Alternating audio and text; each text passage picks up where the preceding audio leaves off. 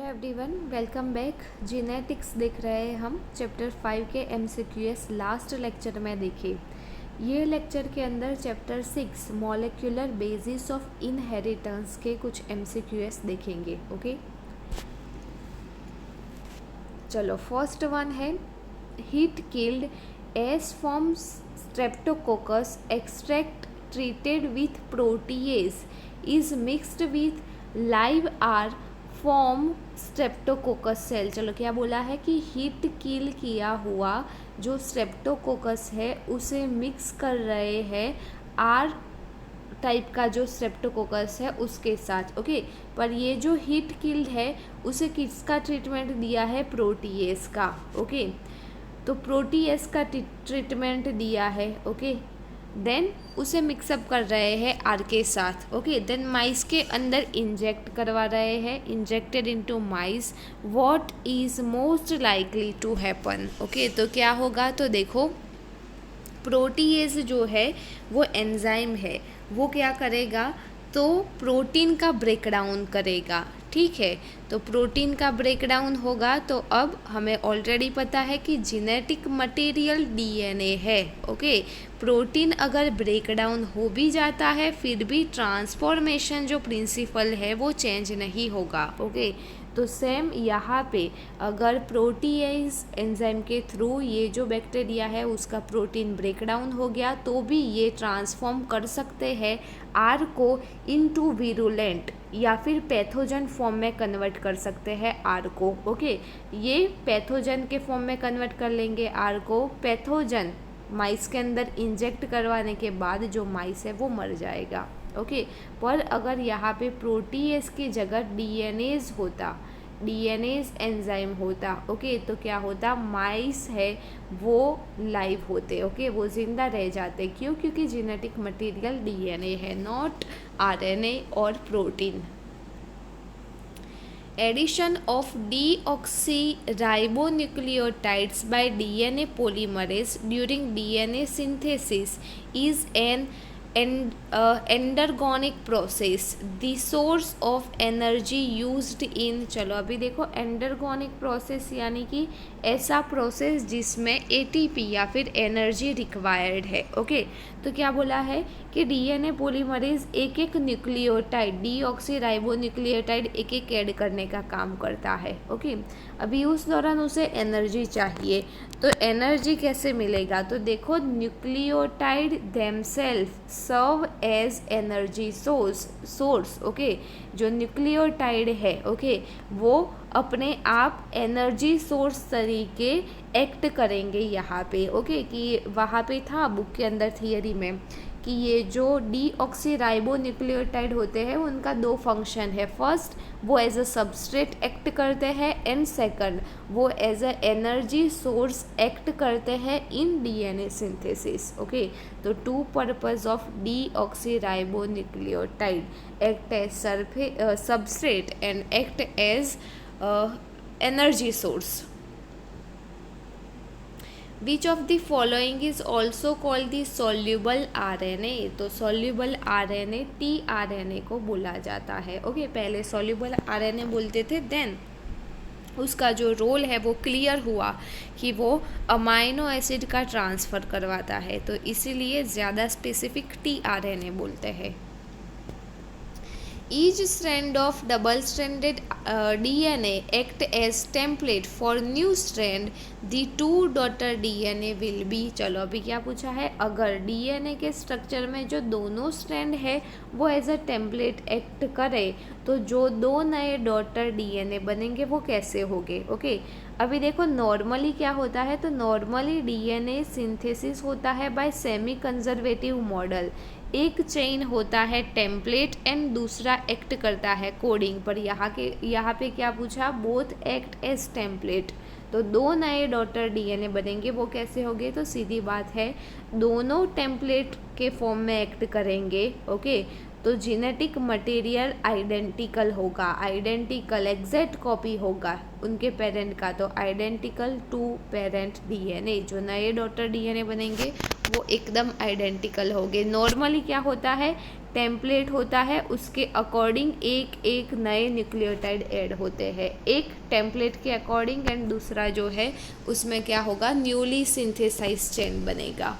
Okay चलो, पर यहाँ पे क्या है, दोनों टेम्पलेट है तो सीधी बात है दोनों चेन एकदम सेम होगी।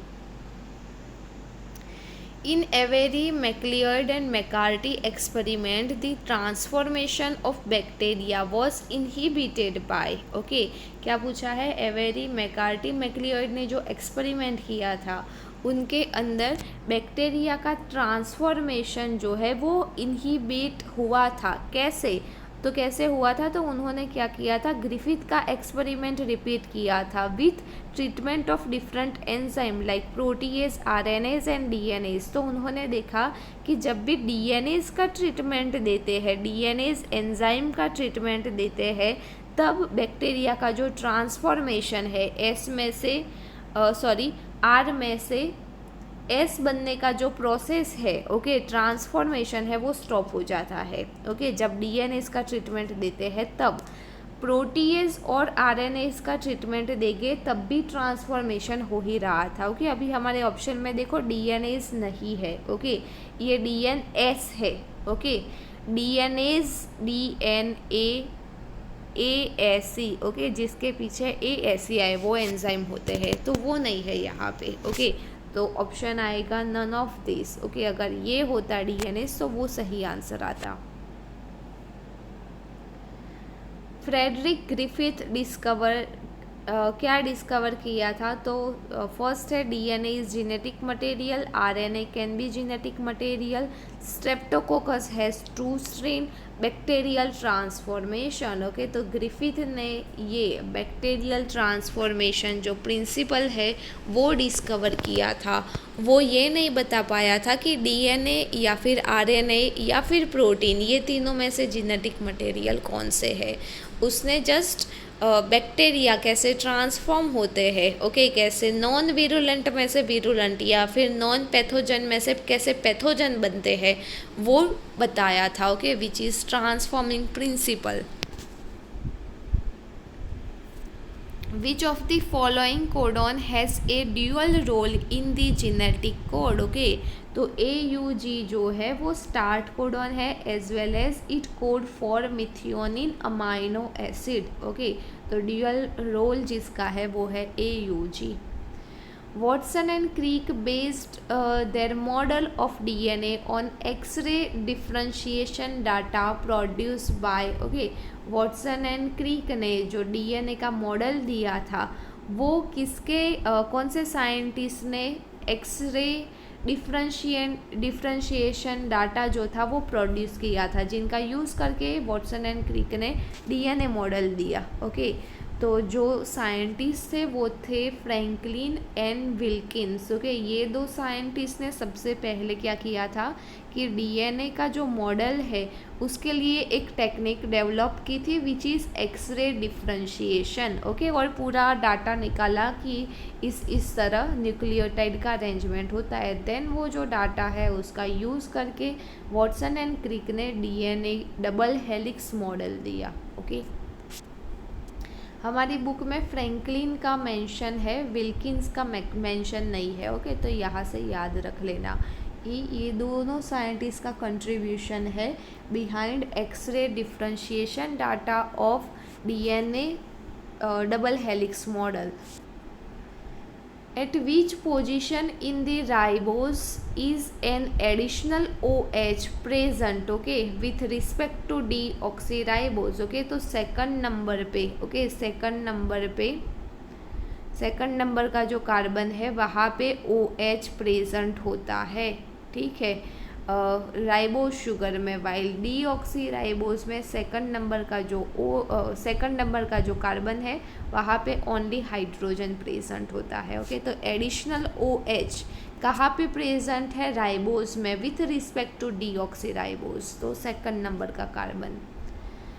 What is added to 5' end of hnRNA in eukaryote? Okay, तो 5' एंड पे ऐड होता है मिथाइल ग्वानोसाइन ट्राइफॉस्फेट, काफ़ी बार इसे मिथाइल ग्वानोसाइन पाइरोफॉस्फेट भी बोलते हैं। ओके, पोली ए टेल है वो ऐड होता है 3 प्राइम पे। मिथाइल साइटोसाइन कंफ्यूज करने के लिए दिया है। पोली यू टेल वो वैसा भी कुछ प्रेजेंट नहीं होता। ओके, ये दोनों चीज़ें प्रेजेंट होती है 3 and 5 prime.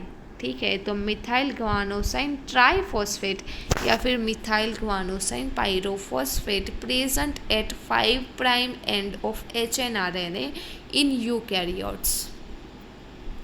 Amino acid sequence in protein synthesis is determined by sequence of, okay, amino acid का जो सीक्वेंस है वो किसके सीक्वेंस के अकॉर्डिंग डिटरमाइन होता है? तो mRNA ऊपर, ओके, mRNA उसका नाम ही है मैसेंजर RNA। ओके, वो मैसेज लेके आया है in the form of codon. Okay, उसके अकॉर्डिंग एक एक जो अमाइनो एसिड है वो अटैच होके प्रोटीन सिंथेसाइज होगा। ओके, तो डिटरमाइन होता है sequence by the sequence present on mRNA। Protein synthesis in an animal cell occur, कहाँ पे प्रोटीन सिंथेसिस होता है? तो प्रोटीन सिंथेसिस राइबोसोम में होता है। राइबोसोम जो है वो यूजुअली फ्री राइबोसोम जो साइटोप्लाज्म में प्रेजेंट है एंड माइटोकॉन्ड्रिया में प्रेजेंट है, वहाँ पे प्रोटीन सिंथेसिस होगा। ओके, अगर प्लांट सेल के बारे में पूछा हो तो प्लांट सेल में cytoplasm, mitochondria as well as chlorophyll, okay, तीनों जगह पे प्रोटीन सिंथेसिस होता है। वाइल एनिमल सेल, एनिमल के अंदर क्लोरोफिल नहीं प्रेजेंट होता, तो just only in cytoplasm which है free ribosome and mitochondria. These both are the site for protein synthesis in animal cells.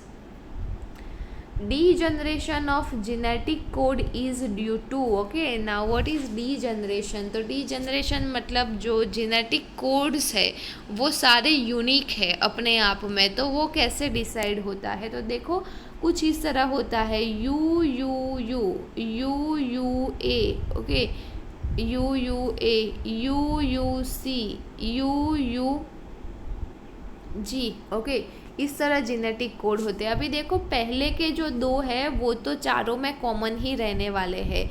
Okay, ये दोनों कोड्स फॉर फिनाइल एलेनिन, ये दोनों कोड्स फॉर ल्यूसीन। ओके, तो जिसकी वजह से जो जेनेटिक कोड है वो डिफरेंट बनते हैं, वो किसकी वजह से? Third number of the codon. Okay, codon का जो थर्ड नंबर है उसकी वजह से ये प्रॉपर्टी है degeneracy property. Okay, Which of the following step in transcription is catalyzed by RNA polymerase? तो RNA polymerase एंजाइम जो है वो तीनों स्टेप करवाता है ट्रांसक्रिप्शन में, initiation, elongation as well as termination. तो all of the above, fourth जो ऑप्शन है वो सही आएगा। Discontinuous synthesis of DNA occur in one strand because, okay, DNA का जो सिंथेसिस है वो एक स्ट्रैंड में कंटिन्यूस है, दूसरे में डिसकंटिन्यूस। ऐसा क्यों? तो due to this enzyme DNA dependent DNA polymerase catalyse polymerisation only in one direction. Okay, वो सिर्फ एक ही डिरेक्शन 5' to 3' यही डिरेक्शन में न्यूक्लियोटाइड ऐड कर सकता है, उसकी लिमिटेशन है ये।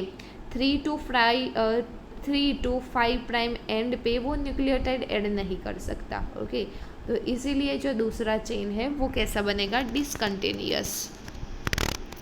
The human chromosome with highest and least number of genes in them are respectively, okay, highest number of chromosome present है फर्स्ट नंबर के जीन पे, लीस्ट सबसे कम प्रेजेंट है Y, तो सही ऑप्शन आएगा third, chromosome 1 highest number of gene present, Y least number of gene present.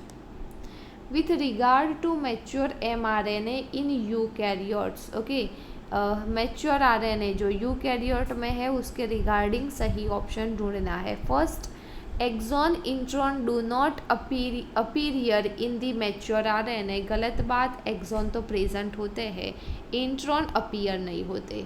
Axon appear but intron do not appear in mature RNA। Okay, सही option है ये कि एक्सॉन प्रेजेंट है पर इंट्रॉन नहीं प्रेजेंट। ठीक है, चलो उसके बाद है intron appear but exon do not appear. गलत, इंट्रॉन नहीं प्रेजेंट होते, एक्सॉन प्रेजेंट होते हैं। Both exon and intron appear in mature RNA। गलत बात। ओके, सिर्फ एक्सॉन ही present which codes for protein. Okay, सिर्फ कोडिंग सीक्वेंस प्रेजेंट होता है। इंट्रॉन रिमूव हो जाता है बाय स्प्लीसिंग। ओके, तो exon appear but intron do not appear in mature RNA। ये ऑप्शन सही है for eukaryotes. First genetic material could B. Okay, तो हमने देखा है RNA वर्ल्ड वाला टॉपिक था कि साइंटिस्ट ऐसा मानते हैं कि पहले जेनेटिक मटेरियल RNA होता होगा which is not stable molecule compare to DNA। तो उसका इवोल्यूशन होके केमिकल इवोल्यूशन हुआ RNA का एंड डबल स्ट्रैंडेड DNA बनाओ के। तो first genetic material could be RNA। Which of the following is true respect to AUG के respectively कौन सा सही है? तो it code for methionine only, सही बात। It is initiation codon, start करवाता है इनिशिएशन, सही बात। It code for methionine in both prokaryote and eukaryote. Okay, तो सारे जो जेनेटिक कोड है वो यूनिवर्सल है। ओके, कुछ एक्सेप्शन है, उनके अलावा मोस्ट ऑफ जो जेनेटिक कोड है वो यूनिवर्सल है। ई कोलाई हो या फिर ह्यूमन हो, सबके अंदर AUG codes for methionine only. Okay, you codes for phenyl alanine only. Human हो या फिर कोई दूसरा एनिमल हो, सबके अंदर यही जो मेथड है वो फॉलो होगा। ओके, तो सारे जो स्टेटमेंट है वो सही है, all of the above. Both deoxyribose and ribose belong to a class of sugar called. Okay, तो दोनों मेंबर है पेंटोज शुगर के। ठीक है, तो पेंटोज शुगर 3 होते हैं बेसिकली, डीऑक्सीराइबोज, राइबोज और तीसरा होता है ग्लाइकन। ओके, तो पेंटोज शुगर जिसके स्ट्रक्चर में 5 कार्बन है, तो ये ऑप्शन सही आएगा। A nucleoside differ from a nucleotide. Okay, nucleotide दोनों में डिफरेंट क्या है? तो बहुत ही इजी, फॉस्फेट ग्रुप का डिफरेंट है। न्यूक्लियोटाइड में फॉस्फेट ग्रुप प्रेजेंट है वाइल साइड में प्रेजेंट नहीं होता। DNA strand in a DNA strand the nucleotide are linked together by। तो न्यूक्लियोटाइड के बीच में जो बॉन्ड है which is phosphodiester bond. Okay, देखो दो न्यूक्लियोटाइड के बीच में जो बॉन्ड होता है वो है फॉस्फोडाइएस्टर। दो अमाइनो एसिड के बीच में जो बॉन्ड होता है वो होता है पेप्टाइड बॉन्ड। ओके, तो ये जो सारे बॉन्ड है वो खास याद रखना। ओके, तो ये थे चैप्टर 6 के कुछ MCQs। जैसे क्लासरूम के अंदर भी काफ़ी सारे MCQs हमने सॉल्व किए हैं, काफ़ी सारे VSQ सॉल्व किए हैं चैप्टर 5 एंड 6 के, तो वो भी एक बार देख लेना। ओके, तो याद तक रखते हैं। Thank you.